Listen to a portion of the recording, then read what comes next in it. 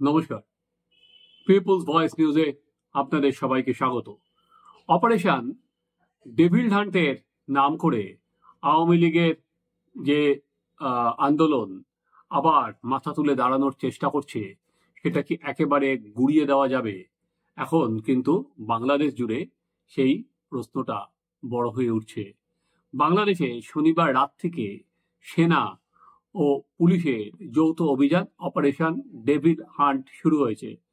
রবিবার দুপুর পর্যন্ত শুধু গাজীপুরে 40 জনকে আটক করা হয়েছে এবং পুলিশ বলছে এরা সবাই আগের সরকারের ফ্যাসিস্ট সরকারের লোক, অর্থাৎ এরা আওয়ামী লীগের লোক। এখন আওয়ামী লীগের সঙ্গে যারা যুক্ত আছে তারাই ফ্যাসিস্ট হিসাবে দাগিয়ে দিয়েছে এই ইউনূস পুলিশ এবং ইউনূসের এই বৈষম্য বিরোধী ছাত্র, এরা আওয়ামী লীগ হলেই তারা ফ্যাসিস্ট।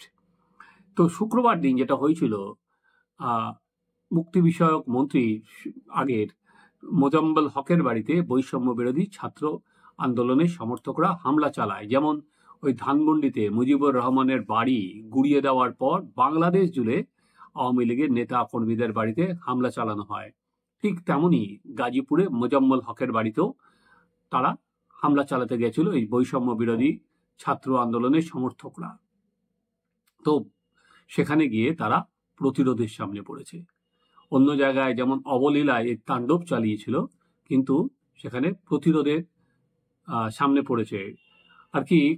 এলাকার মানুষ মসজিদ থেকে মন্ত্রীর বাড়িতে ডাকাত পড়েছে এরকম একটা আওয়াজ দেয়। এরপর শয়ে শয়ে গ্রামবাসীরা সেই বাড়িতে যায় এবং এই বৈষম্য বিরোধী ছাত্রদের, এরা কি ছাত্র কিনা জানি না, যারা তাণ্ডব করে, যারা অন্যের বাড়িতে ডাকাতির উদ্দেশ্যে জড়ো হয়, যারা লুটপাট চালায়, তাদের আবার দিনের শেষে তারা ছাত্র হিসাবে একটা সেফগার্ডের সামনে দাঁড়িয়ে পড়ে। তো তাদের পাল্টা গণধোলাই দেয় এবং এবং সেখানে দাঁড়িয়ে বেশ কয়েকজন ছাত্র আহত হয়। হঠাৎ করে এই যে একতরফাভাবে যেটা হচ্ছিল, একতরফাভাবে জ্বালিয়ে দাও, পুড়িয়ে দাও, গুড়িয়ে দাও, তারপরে তাদের মার দিয়ে দাও, তারা দেশ ছেড়ে পালিয়ে যাচ্ছে, এই শেখ হাসিনা ডাক দেওয়ার পর, গণ আন্দোলনের কথা বলার পর এই যে পাল্টা যে প্রতিরোধ, এতে হতচকিত হয়ে গেছে ইউনূস বাহিনী।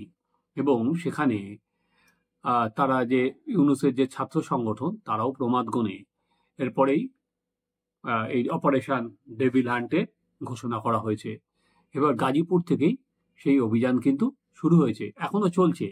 এদিকে একদিকে যখন আমরা দেখছি এই অপারেশন ডেভিল হান্টের নাম করে নতুন করে পুলিশি তৎপরতা শুরু হয়েছে, অন্যদিকে কিন্তু এই প্রতিরোধ সেটাও কিন্তু একটা জায়গা থেকে আর একটা জায়গায় ছড়িয়ে যাচ্ছে। শুধু গাজীপুর না, অন্যান্য এলাকাতেও কিন্তু টাঙ্গাইল সহ নানা এলাকাতে বিশাল বিশাল মিছিল হচ্ছে।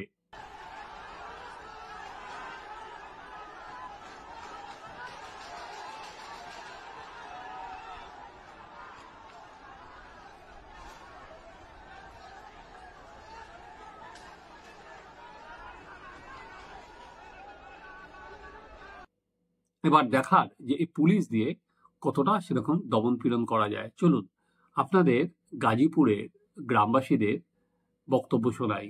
তারা এই বৈষম্য বিরোধী ছাত্র আন্দোলনের নেতাদের সম্পর্কে এখন বাংলাদেশের মানুষের ঠিক কি মনোভাব, শুনুন।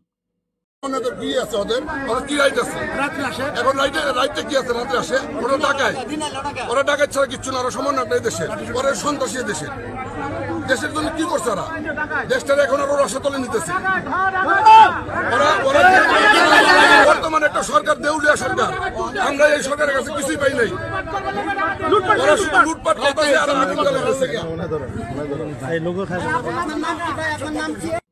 আপনারা শুনলেন, এদেরই এখন ডাকাত বলছে মানুষজন। এবার আপনি কতজনের গলা এরকম ভাবে দাবিয়ে রাখবেন? শুধুমাত্র যে এই যে আওয়ামী লীগের গলা দমন করলেই কিন্তু মোহাম্মদ ইউনূস স্বস্তিতে থাকতে পারবেন না। কারণ ইতিমধ্যেই যে প্রশ্নটা ওখানে উঠতে শুরু করেছে, এভাবে উনি কি নির্বাচন পিছিয়ে দিতে চান? উনি কি এই যে গোলমাল যদি অব্যাহত থাকে, এখন নির্বাচনের মতো পরিস্থিতি নেই, এই বিষয়টাই কিন্তু সামনে আসতে চান, নাহলে হঠাৎ করে 6 মাস পর এই একটা তাণ্ডবকে কেন চালিয়ে তোলা হলো, কেন সেটাকে তাণ্ডবের নাম করে আবার ধরপাকড় শুরু হলো। আমরা যখন এই প্রতিবেদন করছি তার কিছু সময় আগে আমি দেখছিলাম বাংলাদেশের টিভিতে যে বিএনপির নেতারা নির্বাচন কমিশনের সঙ্গে দেখা করে বেরোচ্ছেন এবং নির্বাচনী প্রসেস কিভাবে এগিয়েছে, কতটা এগিয়েছে, ভোটার লিস্টে বলা হচ্ছে নতুন 30 লাখ নাম তোলা হয়েছে, সেটা নিয়ে তারা কমিশনের সামনে কথা বলে এসেছে। বিএনপি এখনই নির্বাচন চায়, আর দেরি করতে চায় না। এই বিষয়ে সোমবার দিন মোহাম্মদ ইউনূসের সঙ্গে বিএনপির নেতারা বসবে এবং কবে নির্বাচন ঘোষণা হবে তারা সে বিষয়ে জানতে চায়। অর্থাৎ একদিকে সংস্কারের নামে, একদিকে এই আইন শৃঙ্খলা পরিস্থিতি অবনতির নামে এই নির্বাচন তারা ঠেকিয়ে রাখা আর একেবারে বরদাস্ত করবে না। বর্তমানে যে অবস্থা আছে ওখানে নির্বাচন ঘোষণা কিন্তু নির্বাচন কমিশন করবে না, এই নির্বাচনটা ঘোষণা করবে এই অন্তর্বর্তী সরকার। কিন্তু তারা সে পথে যেতে একেবারেই রাজি হচ্ছে না। নির্বাচনের সুনির্দিষ্ট কোনো দিন তারা এখনো ঘোষণা করছে না। তারা মোহাম্মদ ইউনূস ডাভোসে গিয়ে বলেছিলেন এই বছরের শেষে, না হলে মে জুন মাসে নির্বাচন হবে, কিন্তু এত সময় তাকে দিতে অন্যান্য রাজনৈতিক দলগুলি, বিশেষ করে বিএনপি, একেবারেই এই মুহূর্তে প্রস্তুত নয়। কারণ তারা জানে যত সময় এগোবে এই যে যাদের আমরা ছাত্র বলছি, যারা অন্যের বাড়ি গিয়ে ডাকাতি করছে, তাদের দিয়ে ইউনূস একটা রাজনৈতিক দল খোলাতে চায় এবং তাদের দিয়েই ক্ষমতাটা নিজের দখলে রাখতে চায়, যেটা প্রমাদ গুনছে আওয়ামী লীগের নেতারা। কিন্তু আজ যখন যদি আওয়ামী লীগের ওপর এই হামলা হতে পারে, কে না জানে কালকে বিএনপির উপরেও নেমে আসবে না যে কোনো সময়। কারণ তারা আজকে, কারণ বিএনপি বারবারই মনে করছিল আগেও আওয়ামী লীগকে নিষিদ্ধ ঘোষণা করার কথা তারা কিন্তু একেবারে বলেনি, বলেছিল আওয়ামী লীগকেও নির্বাচনে প্রতিদ্বন্দ্বিতা করা হোক, কারণ তারা চায় নির্বাচনটা তাড়াতাড়ি হলে বিএনপি হয়তো ভাবছে তারাই ক্ষমতায় আসছে। কিন্তু সে পথে মোহাম্মদ ইউনূস কিন্তু একেবারেই যেতে প্রস্তুত নন। ইউনূস বারবার যেটা বলছেন সেটা হচ্ছে সংস্কার দেশের মানুষ কতটা চায়। কিছুটা সংস্কার হলে কম সময় লাগবে, বেশি সংস্কার হলে বেশি সময় লাগবে। ওই সংস্কার নামক একটা শব্দকে সামনে রেখে তিনি নির্বাচনটাকে পিছিয়ে দিতে চাইছেন। অলরেডি যেটা রাস্তায় বলা হচ্ছে যে 28 লাখ কোটি টাকা বলা হচ্ছে বাইরে সাইফন করা হয়েছে, তাহলে কারা করলো? তাদের নামগুলো আজ পর্যন্ত কেন প্রকাশ করা হলো না? সরাসরি বসুন্ধরা গ্রুপের নাম বলা হচ্ছে যে এরা হাসিনার আমলেও কোটি কোটি টাকা লুটপাট করেছে, তো এদের বিরুদ্ধেও ব্যাংকের টাকা মেরেছে, তো এদের বিরুদ্ধেও তো কোনো ব্যবস্থা নেওয়া হচ্ছে না। কেন নেওয়া হচ্ছে না? আওয়ামী লীগের নেতা কর্মীদের কেন জামিন দিয়ে দেওয়া হচ্ছে? সেই প্রশ্ন এখন কিন্তু দেখা যাচ্ছে বিএনপির নেতারা রাস্তায় দাঁড়িয়ে করতে শুরু করেছেন। অর্থাৎ পুরো বিষয়টাতে তারা মনে করছেন যে কোনো ছুতোয় ইউনূস নির্বাচনটাকে পিছিয়ে রাখতে চায়, পিছিয়ে দিতে চায়। আপাতত নির্বাচনটা তারা করতে দিতে প্রস্তুত নয়। কিন্তু যে পাল্টা মার গাজীপুরে শুরু হলো, এবার দেখার সেটা আওয়ামী লীগই বা কতদূর টেনে নিয়ে যেতে পারে। কারণ এখন একতরফাভাবে আমরা দেখেছিলাম 9ই আগস্টের পর কিন্তু একতরফাভাবে আওয়ামী লীগ কোনো প্রতিরোধের জায়গায় যেতে পারেনি। তাদের শয়ে শয়ে নেতাকে খুন করা হয়েছে, নেতারা অনেকে পালিয়ে গেছেন, বিশেষ করে যারা প্রথম সারির নেতা আজকে তারা কেউ দেশের মধ্যে নেই। তো এর মধ্যে শেখ হাসিনা পরপর দুটো ফেসবুকে উনি ছাত্রলীগ এবং আওয়ামী লীগের ফেসবুক পেজে নিজের মন্তব্য করেছেন এবং বহু যারা মার খেয়েছেন তাদের সঙ্গে কথা বলেছেন, তাদের আবার বলেছেন আন্দোলনে ঝাঁপিয়ে পড়তে। এবং তারপরেই আমরা দেখলাম গাজীপুরে পাল্টা মার শেখ হাসিনার কথা শোনার পর। কিন্তু এটা আওয়ামী লীগ কতদূর টেনে নিয়ে যেতে পারবে? আওয়ামী লীগ যেটা করছে গেরিলা কায়দায় তারা বেরিয়ে আসছে, কোনো কোনো জায়গায় লিফলেট বিলি করছে, এই পাল্টা মার মারছে, এবং এতে কিন্তু এই বৈষম্য বিরোধী ছাত্র আন্দোলন নেতারা এই প্রথম ভয় পেতে শুরু করেছেন যে একদিকে তারা মূল্যবৃদ্ধি, একদিকে চাকরি বাকরি নেই, সেই বিষয়টা যখন সামনে আসছে, যে মানুষরা 6 মাস আগেও ভেবেছিল যে এরা একটা অল্টারনেটিভ কিছু দেবে, মানুষের যে ভাবাবেগ ছিল সেই ভাবাবেগটাও কিন্তু আস্তে আস্তে আর কি তলানিতে চলে যাচ্ছে। এরা এখন অনেক বেশি করে পুরোপুরি পাকিস্তানের কোলে গিয়ে বসে গেছে আর কি। ৭১ ইরাকের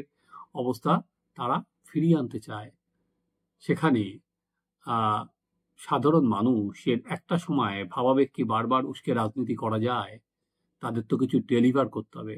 এখন ইউনিস এবং কোম এখনো পর্যন্ত কিছু ডেলিভার করতে পারেনি। রাস্তায় বসে দিল্লি না ঢাকা, ঢাকা, ঢাকা, এটায় একবার বড়ি গেলানো যায়। ভারত বিরোধিতা করে আলটিমেট বাংলাদেশের কোনো লাভ হবে না, সেটা ইউনুস বোধহয় হাড়ে হাড়ে বুঝতে পারছেন। তাই আবার এই একটা অরাজক পরিস্থিতিকে সামনে চাগিয়ে তোলা হচ্ছে, যাতে এই নির্বাচনের নাম করলেই বলা যেতে পারে, দেখো এখনো পর্যন্ত ফ্যাসিস্ট যারা আছে সেই শক্তি ধ্বংস হয়নি। এর অবস্থায় নির্বাচন কি করে?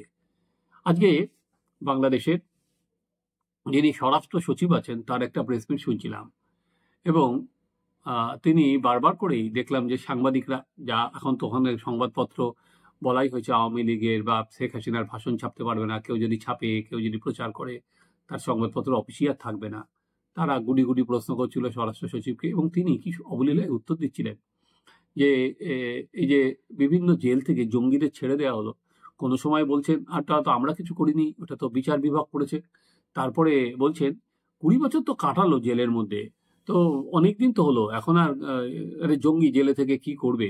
কোনো সময় বলছেন, একজন সাংবাদিক হঠাৎ করে প্রশ্ন করেছিল যে এটা কি অরাজক পরিস্থিতি সৃষ্টি করে ফেলেছিল বাংলাদেশ শেখ হাসিনা চলে যাওয়ার পর থেকে? বলছে না, এটাকে অরাজক পরিস্থিতি বলে না, মানুষ প্রতিরোধ করেছিল। এবং এই অপারেশন ডেভিল হান্ট আগামী দিনে কিভাবে তীব্রতর করা হবে, অর্থাৎ আগামী দিনে কিভাবে আওয়ামী লীগের যারা এই আন্দোলন বা রাস্তায় নামবে ফ্যাসিস্ট বলে তাদের আরো কিভাবে গ্রেপ্তার করা যাবে, সেটাই নানাভাবে তিনি তুলে ধরছিলেন। তো আগামী দিন বোঝাই যাচ্ছে বাংলাদেশ আরো রক্তাক্ত হবে। আপনারা দেখতে থাকুন আমাদের চ্যানেল সাবস্ক্রাইব করুন, আপনাদের মতামত জানান।